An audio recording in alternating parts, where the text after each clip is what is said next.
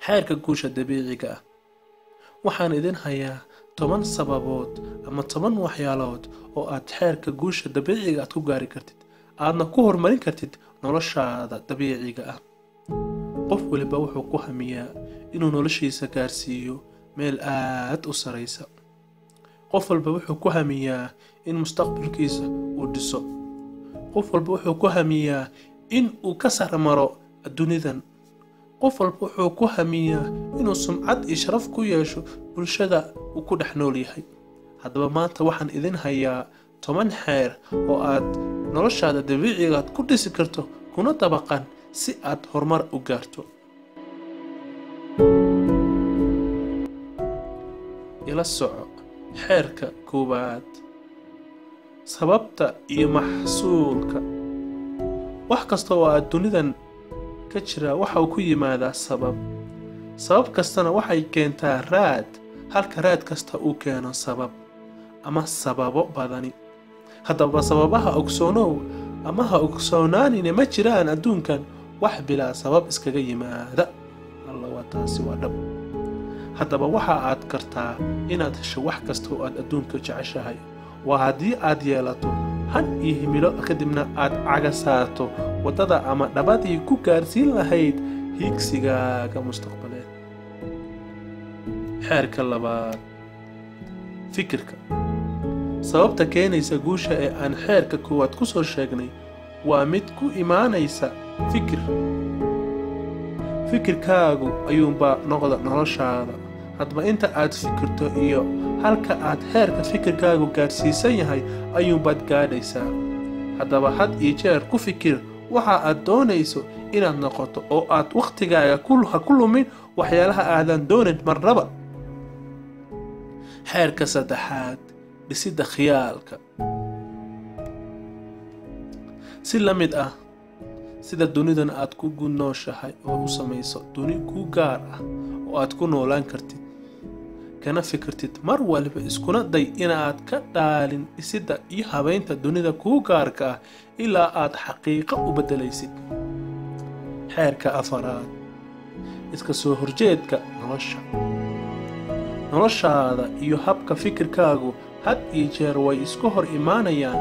waxaa jira iska soo horjeed toos ah oo u dhaxeeya habfikirkaaga, habdhaqankaaga, dareenkaaga iyo kasbashada khibradaha kugu xeeran.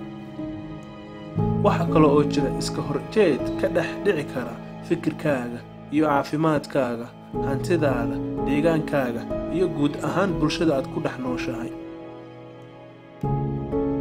xeerka afaraad. xeerka shanaad. aaminsanaanta.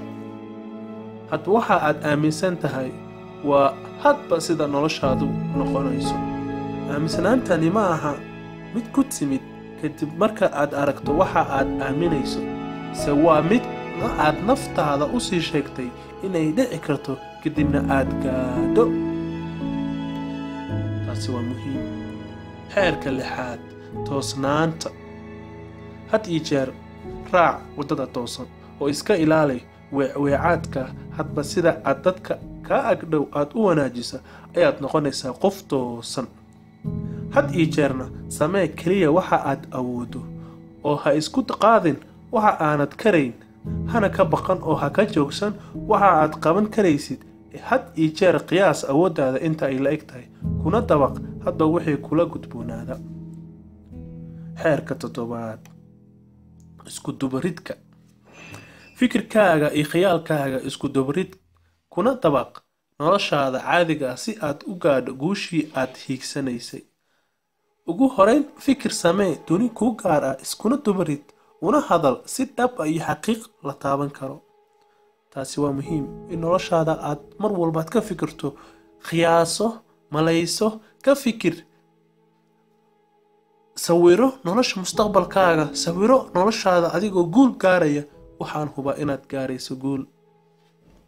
xeerka sagaalaad. go'aan qaadashada. tani waa aad wax muhiim u ah. go'aan qaadashadu waa mid ka mid ah waxyaabaha sababa qofka inuu guul gaaro. horumar kasta oo la taaban karo oo noloshaada ku yimaada ma aha mid iska yimid ee waa mid ku yimid go'aan qaadasho qurux badan oo aad samaysay. xeerka tobnaad waa farxadda.